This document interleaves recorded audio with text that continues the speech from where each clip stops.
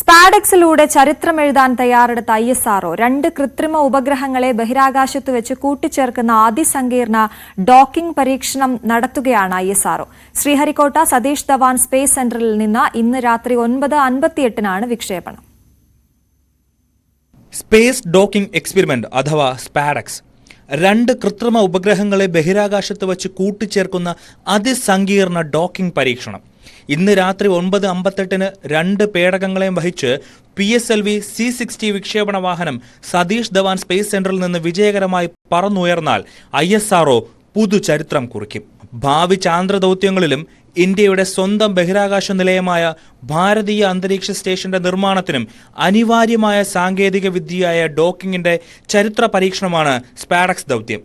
PSLV C-60 rocket വിക്ഷേപിക്കുന്ന രണ്ട് കൃത്രിമ ഉപഗ്രഹങ്ങളെ 470 kilometre ഉയരത്തിലുള്ള സർക്കുലർ ലോ എർത്ത് ഓർബിറ്റിൽ വച്ച് കൂട്ടിച്ചേർക്കുകയാണ് ഇസ്രോയുടെ ലക്ഷ്യം. SDX-01 ചേസർ, SDX-02 ടാർഗറ്റ് എന്നിങ്ങനെയാണ് ഈ ഉപഗ്രഹങ്ങളുടെ പേര്.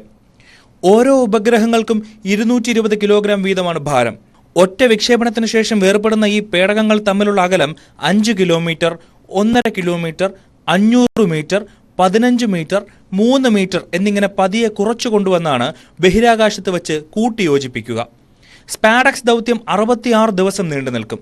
2 വർഷമാണ് ഈ ഉപഗ്രഹങ്ങളുടെ ആയുസ്. സ്പാഡെക്സ് പരീക്ഷണം വിജയമായാൽ അമേരിക്ക, റഷ്യ, ചൈന എന്നീ രാജ്യങ്ങൾക്ക് ശേഷം ബഹിരാകാശ ഡോക്കിംഗ് സാങ്കേതിക വിദ്യയുള്ള 4ാമത്തെ മാത്രം രാജ്യമായി ഇന്ത്യ മാറും. News desk, News 18.